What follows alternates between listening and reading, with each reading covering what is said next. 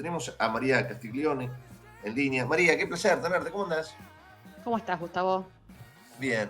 ¿Cómo analizás este momento? ¿Es circunstancial o es un rebote?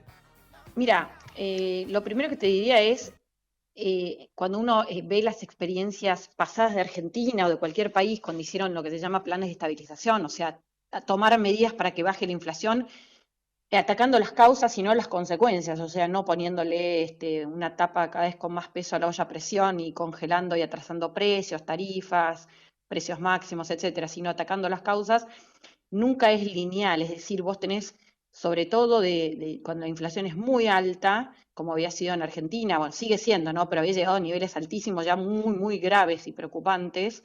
eh, la baja inicial puede ser más rápida, siempre que hagas las cosas, digamos, que hay que hacer, pero después no es tan lineal, no es que todos los meses va a seguir bajando de una manera, digamos, prolija y sistemática, más que nada porque en el camino vos tenías no solo alta inflación, sino también muchos precios que estaban pisados, atrasados y que en el camino, en el corto plazo, cuando los corregís, impactan directamente en el índice. Por ejemplo, lo que pasó en el mes de agosto, hubo incrementos de colectivos, incremento de tren, incremento en algunos precios no tan altos, pero de gas, de luz, agua, sobre todo en algunos sectores, algunos segmentos.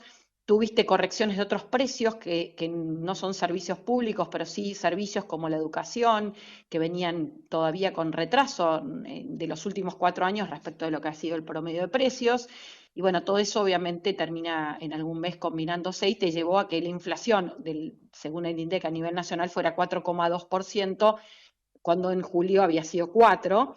Pero bueno, a nosotros en nuestro relevamiento nos había dado un poquito menos, el mes pasado un poquito más. Digamos, es un cambio que no es sustancial, sino más bien marginal. Obviamente nos hubiera gustado a todos ver una inflación más baja, pero no es que ese número implique un cambio en la tendencia o signifique que haya algo muy diferente, ¿no? Respecto de El la tema, María, tendencia. es ver si digamos, porque suma mucho el aumento de agua, de luz, de gas, digo, si eso se puede frenar, ¿no? Si eso se frenaría, bueno, la inflación no va a crecer. Lo que pasa que, vuelvo a decirte, venís de algunos precios, sobre todo el Sí, transporte, la luz y gas, que venían totalmente retrasados por eso. respecto de los costos Sí, sí. reales, ¿no? Lo que nosotros vemos es que, bueno, el mayor incremento ya tuvo lugar, pero seguramente vas a tener algunos meses donde hayan aumentos nuevamente. Otra vez, eh, claro, claro. y bueno, sí, es que venís, primero, cuando la inflación es muy alta, si vos dejas congelada una tarifa, por default se empieza a trazar relativo al otro, pero ya venías con tarifas que en algún punto habían llegado a representar 12-15% del costo real, ¿no? Este proceso lamentablemente lo estamos volviendo a vivir cuando ya habíamos pasado por ese duro periodo de ordenar esos precios en el año 2016-17, ¿no? 18, casi que estábamos llegando en el 2019 a un nivel de precios que se llama precios relativos bastante bien, que fue duro para todos en ese momento, pero lamentablemente esas alquimias de querer emitir, porque hay déficit fiscal, o sea, llenar la economía de pesos todo el tiempo y querer frenar las consecuencias congelando precios, que fue pan para ese momento. A pesar de todo, no se pudo bajar la inflación, pero digamos, fue menor a la que podría haber sido. Hoy estamos pagando lamentablemente las consecuencias, ¿no? María Castiglione, ¿cómo te va? Raúl Vázquez te saluda de este lado, ¿cómo estás? Un placer. ¿Qué tal, Raúl? Muy bien, vos sabés que te escuchaba y bueno, es muy claro lo que decís, pero también me gustaría consultarte respecto de la cuestión, a ver, a veces la inflación en algún punto pareciera también que es un tema psicológico, ¿no? Algunas, de parte del gobierno se había planteado tal vez que estaban esperando una desinflación más cercana al 2% para fin de año y esta que está en torno del 4% desde hace 2 o 3 meses pareciera que pone cada vez más lejos ese objetivo, si es que realmente fue un objetivo. Pero bueno, se lo planteó de alguna manera así y ahí entra la cuestión psicológica de la gente. ¿Vos cómo crees que llegaremos a fin de año en este sentido y cómo crees que reaccionará la gente con una inflación que tal vez no llega al 2% y que genere que algunos empiecen a, bueno, no sé, aumentar más sus costos o plantear algunas otras cuestiones para, nada, salvar también su bolsillo, ¿no? A los trabajadores sobre todo. Mira, obviamente que si hay una expectativa de que baje más rápido y no baja, no es bueno. De todas maneras, cuando uno mira las distintas expectativas o encuestas de expectativas de inflación, tanto de la gente, que lo releva, por ejemplo, uno de ellos, el Ditela, Sí. o los economistas, es muy marginal, pero se esperaba 3,9, fue 4,2, Ujú. digamos, no es que hay una diferencia sustancial. Obviamente que si se dan números más bajos, por ejemplo, julio había sido más bajo que lo que se esperaba, por el contrario, se Sí, esperaba una inflación de 4,4, 4,5 y fue 4, sí. ¿no? Entonces yo diría, esto es algo que no cambia radicalmente la cuestión. Sí, obviamente sería deseable ver inflaciones más bajas, pero bueno, recordemos que este nivel de inflación la tenemos ya hace mucho tiempo. Venimos conviviendo con una inflación muy alta, pero sobre todo con expectativas al alza. Lo que Ujú. vos hablás de lo que tiene que ver con lo psicológico, bueno, la psicología no viene de la nada, Mm. responde a lo que cree la gente o deduce la gente de lo que se está haciendo respecto de la inflación o qué medidas se están tomando. Y creo que hoy, en general, la gente cree que la inflación va a ir bajando. Lo difícil es saber a qué ritmo y obviamente, como vos planteás, la ansiedad que eso genera, Claro. sin duda, ¿no?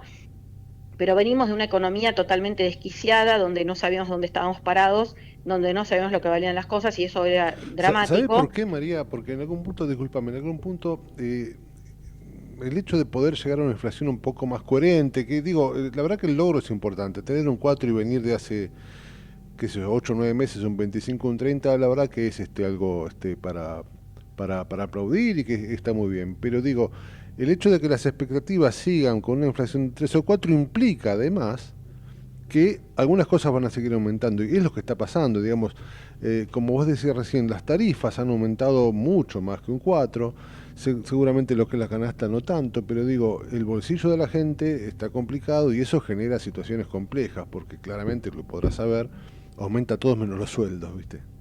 Sí, acá lo que estamos viendo es, como vos bien decís, acá hay dos patas que se juegan. Es por un lado lo que aumenta el costo, el IPC lo que refleja es la variación de una canasta promedio Claro, de un consumidor entre un mes y otro, ¿no? El promedio de precios de un mes versus el promedio del precio del mes anterior. sí, Obviamente no todos tenemos la misma canasta, esto es basado en una encuesta de gasto de los hogares, es de una familia representativa, ¿no? claro. Entonces, no todo el mundo le aumenta al mismo ritmo dependiendo de cómo es tu canasta de consumo, primero.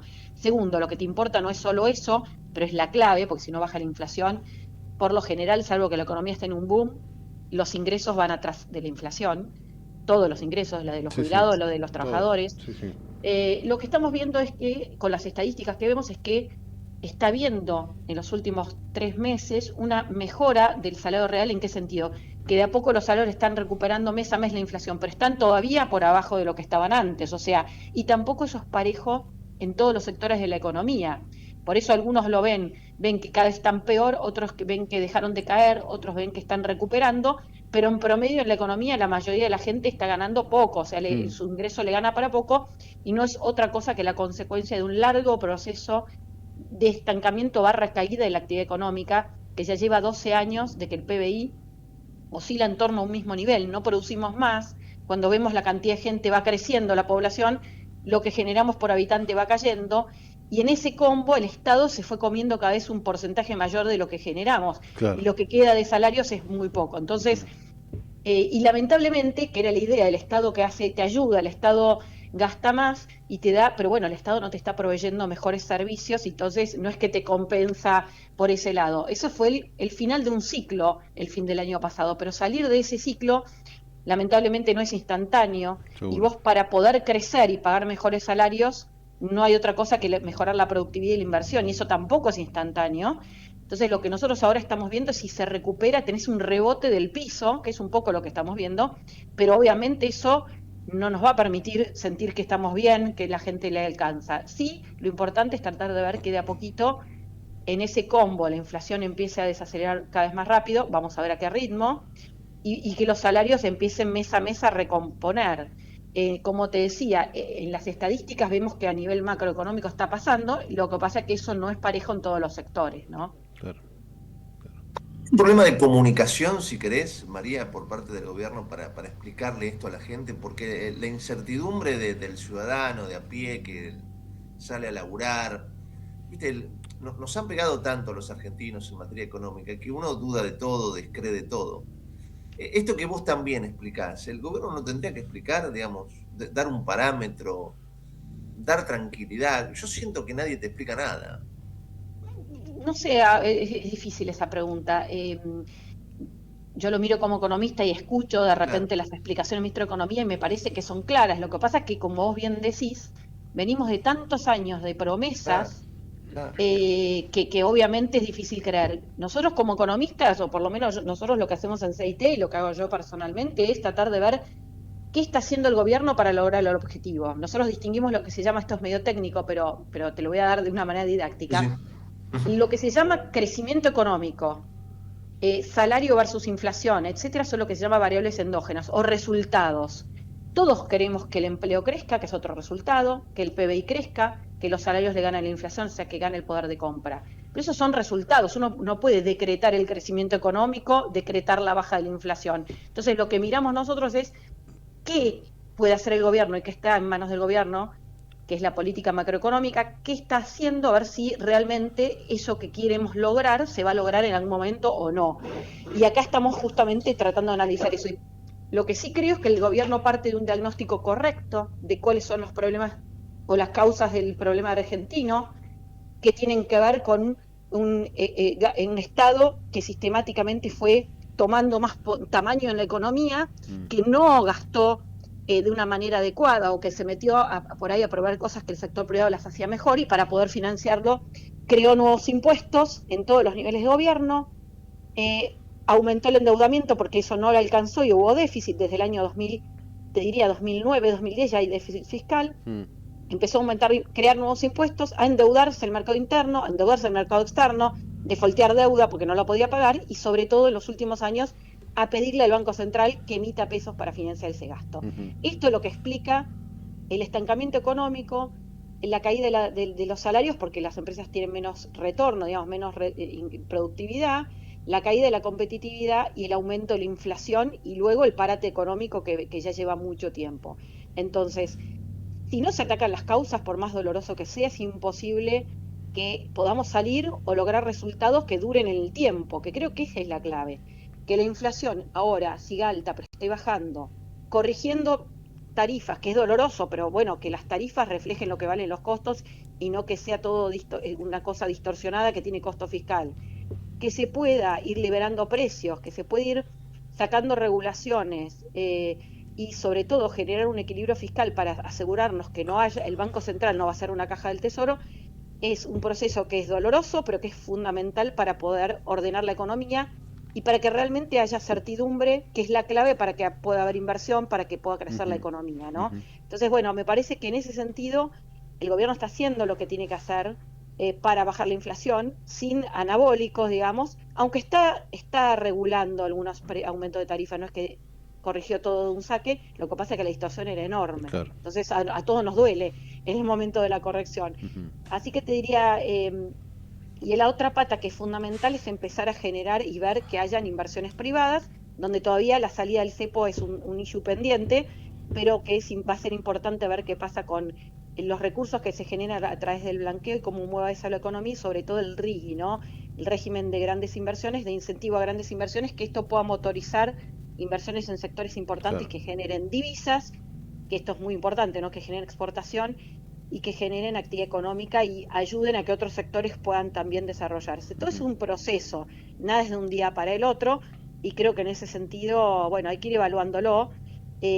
Como bien decía Gustavo, la gente tiene incertidumbre porque venimos mal. O sea, el nivel de Claro. pobreza que ya lleva mucho tiempo, el nivel de gente que está en el límite de cubrir su canasta básica con sus ingresos, es muy alto, la cantidad de gente que está complicada y obviamente hay ansiedad porque hace mucho tiempo que estamos mal. Sí, sí. Entonces el desafío es a qué ritmo podemos ir saliendo o si vamos saliendo, ¿no? Y la paciencia de la gente en este contexto, ¿no? Ujú. Tengo la última, por lo menos de mi parte, que insisto con lo psicológico. Recién te hablaba de la inflación y ahora otra cuestión psicológica de los argentinos tiene que ver con el dólar. Digamos, la estabilidad cambiaria de las últimas semanas, o sí, el último mes, que seguramente tiene su base, como vos decías, en la intervención oficial, junto con algunas cuestiones como el blanqueo, han generado esta cierta estabilidad cambiaria. ¿Cómo ves eso? ¿Cómo viene? ¿Se podrá extender por un tiempo más? ¿Vos crees que el dólar seguiría así medianamente planchado? Porque algunos se están planteando que debería también acomodarse como una tarifa más.